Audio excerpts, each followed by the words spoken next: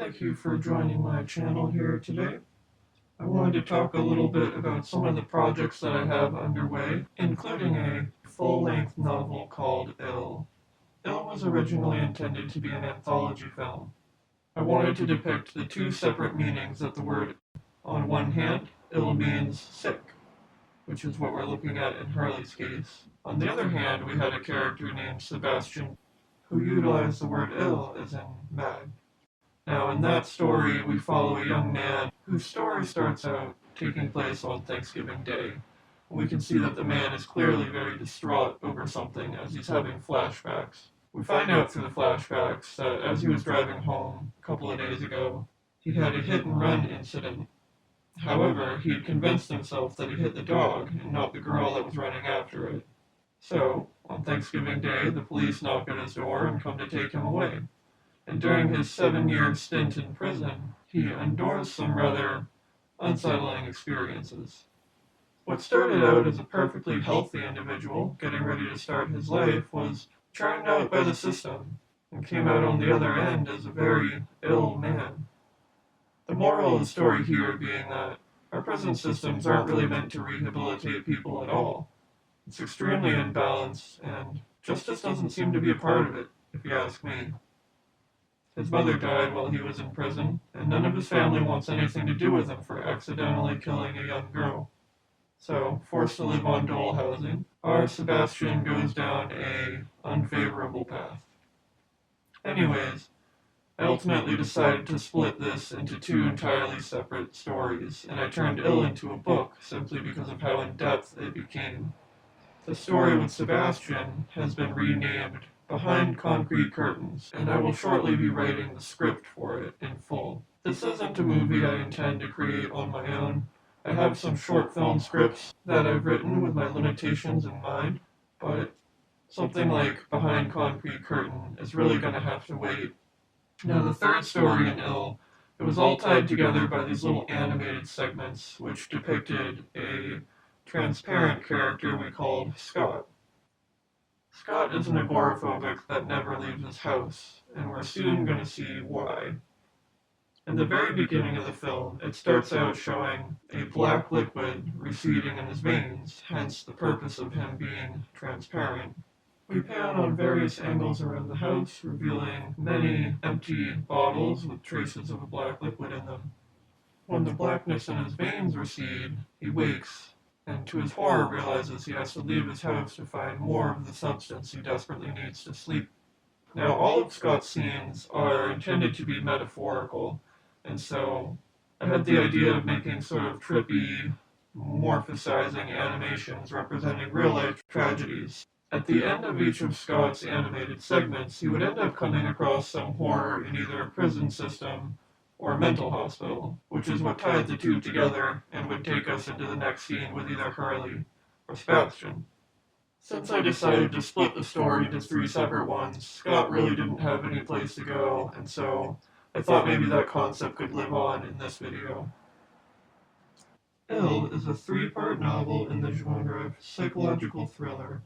Part 1 deals with themes of humanizing the people behind various mental disorders and horrific conditions in an underfunded facility.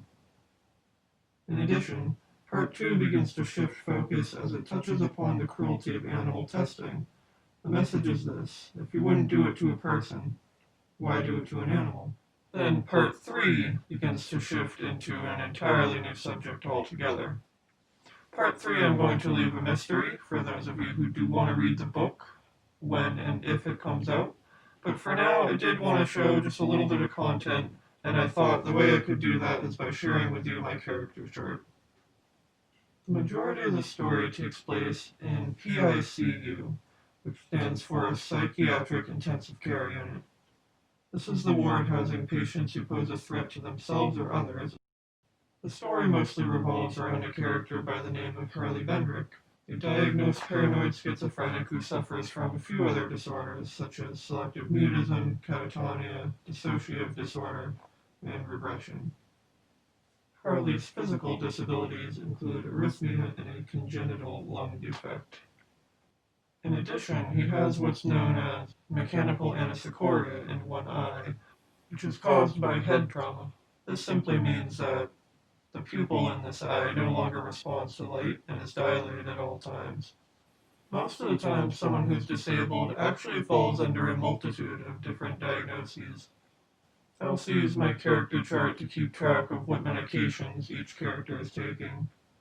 One thing that was important to me when writing this story was to clear up some misconceptions about disorders like schizophrenia. For example, one way that I do this is by showing two different characters that have a diagnosis of schizophrenia. When reading the story, you can tell that two people with the same diagnosis may be nothing alike. I want to start by saying this. When I first came up with the concept of ill, I had a very distorted perception of what I thought schizophrenia was. In fact, I had to change the story to a degree. I had written a lot of scenes where Charlie was having the types of experiences that can only be described by psychosis. Things like walking out of your room and then half the room is an entirely different setting, such as a forest in the middle of your house. This isn't really something that a schizophrenic person would see. So, in turn, I wrote it so that the combination of medications Riley was on kept him from sleeping for days on end, and this then onsets psychosis. That being said, I wanted to get back to explaining my character chart. Under each character, it also includes the early life, family dynamic, background, and how each one ended up in Ward PICU. The purpose of Dominic was to show that two people with a diagnosis of schizophrenia might be absolutely nothing alike. I want to take the time to say this. I'm aware of the widespread misconception that people with schizophrenia are often prone to violent outbursts. I wanted to stress the fact that schizophrenia in itself is not an inherently violent or aggressive disorder. Keep in mind that oftentimes one diagnosis comes with a set of others.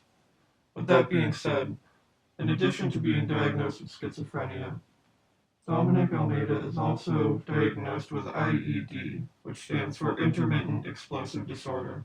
I wanted to stress this and to break the stigma by showing a schizophrenic person who, yes, may be prone to violent outbursts, but that is not schizophrenia in itself and is in fact an entirely different diagnosis. IED symptoms include physical aggressiveness, verbal aggressiveness, physically attacking people and or objects, damaging property, road rage, headaches, muscle tension, chest tightness, palpitations, tremors, feelings of pressure in the head, tingling, low frustration tolerance, feeling a loss of control over one's thoughts, racing thoughts, feelings of rage, uncontrollable irritability, and brief periods of emotional detachment. Not only do these two characters suffer from different sets of diagnoses, they also experience different symptoms of schizophrenia. Schizophrenia can be classified into positive and negative symptoms. Positive symptoms describe what typically comes to mind when you think of schizophrenia: visual and auditory hallucinations.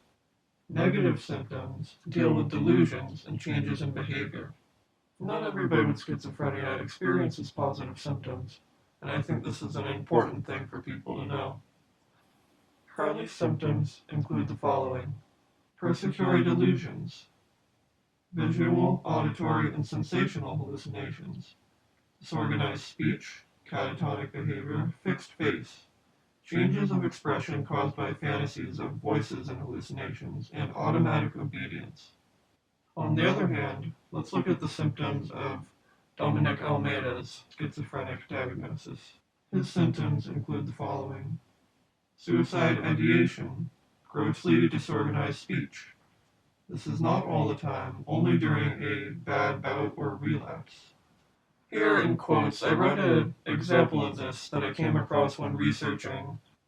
Watching an interview of a person who is diagnosed with this type of schizophrenia, an example of disorganized speech would be this: I'm scared of people. I'm so scared I can tell you that picture's got a headache. Regarding a character, he can bounce between this disorganized speech, and at other times he may be very calm and matter of fact, appearing to be of sound mind. This is known as flat affect.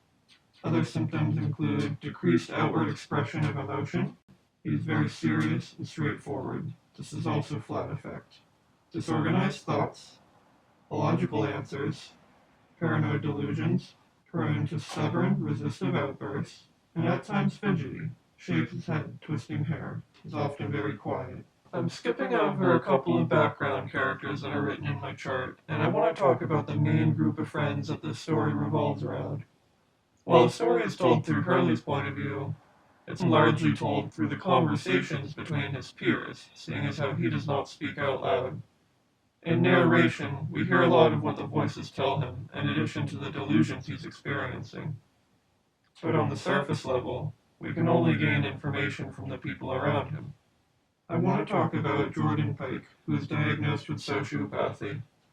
It was important for me to make a sociopath the main character because I also want to clear up some misconceptions about this disorder. Many people think that sociopathy and psychopathy are the same thing. They are not. In fact, even I had the same misconceptions about sociopathy, which are actually symptoms of psychopathy. There is a difference, and the biggest one being that sociopathy is a learned behavior. The symptoms include this: impulsive and careless. A sociopath may be a con man. It isn't out of the ordinary for an individual to lie, cheat, steal, and manipulate to get by. A sociopath may ask themselves, what can I get from you? What can I get from this? Get it and move on. Capable of empathy in limited circumstances, but not in others. Limited people he can have empathy for. Sociopathy often comes from childhood trauma, being why they still possess some ability of selective empathizing. An individual may often have a problem with authority. Our character Jordan shows no remorse in telling his story. Jordan often loses jobs because he has problem with authority figures. He spent some time as a mechanic, was a chef, tried selling cars, worked on a farm at 17 and was treated like dirt. In addition to sociopathy, he was also diagnosed with antisocial personality disorder. He is artistic with an ego. He distrusts people and thinks he is smarter. Next, I'm going to talk about a character named Ren Billington. His diagnosis is psychopathy. Symptoms include the need to control people, takes jobs of authority. A psychopath uses his ability to fool you as proof of his omnipotence. They are unable to form emotional attachments. Psychopathy is largely genetic, a psychological defect resulting in the underdevelopment of the part of the brain that controls impulse and emotions. A psychopath may exhibit more self-control, more calculating. They are completely unable to feel empathy or feel emotionally attached to anything. Emotions are foreign. A psychopath can blend in effectively and is often well educated. An individual may be charming and persuasive. He or she can act out emotions they can't feel. By now, hopefully, you're beginning to see that there is a huge difference between a psychopath and a sociopath. While sociopathy is a learned behavior, and an individual may experience selective empathy, a psychopath simply lacks the ability to feel emotions at all. Either one of these diagnoses doesn't make one inherently a bad person. iLL is currently standing at 87 pages, and I haven't written past part 1. If you're interested in following updates on iLL and other stories and projects I'm working on, feel free to subscribe, or you can find me on Facebook, TikTok, and DeviantArt. If you're interested in merchandise, I also create designs on Redbubble. In the last couple of minutes of my video, I would like to talk about my projects and what you can expect from me in the future. While iLL is the first novel I intend to publish, it has been put on the back burner for now. Currently, I'm focused on finishing all my film scripts because they are easier and shorter to obtain, seeing as how there is a page limit. At the moment, I'm working on finishing up episode 6 of a web series I created 8 years ago titled The False War. After episode 6, the rest of the content will be organized into a show bible. The next thing down the line is to complete film scripts, most of which I won't really have the means to create on my own terms. I have 2 full-length animated scripts which I do tend to produce and have available to you on YouTube. If you would like to see the making of these, you can follow on Patreon for exclusive work-in-progress updates. Alongside working on The False War and a few finished short film scripts that I have written, waiting for production, I've made a couple of comics called Sunshine Comics. You can find these on my Facebook page. There isn't very many of them out right now, as comics isn't really one of my priorities, just an idea I toyed around with. Regarding my short films, these have had to be put on hold for the time being due to camera complications. I have gathered a tripod, all of my props, and I have an idea about location and actors. If you're interested in becoming an actor, feel free to leave a comment or contact BOZstudium directly under my About page. Currently, we're shifting focus into music production. In the future, you can expect costume design, special effects, and animation. Thanks for listening, and stay tuned.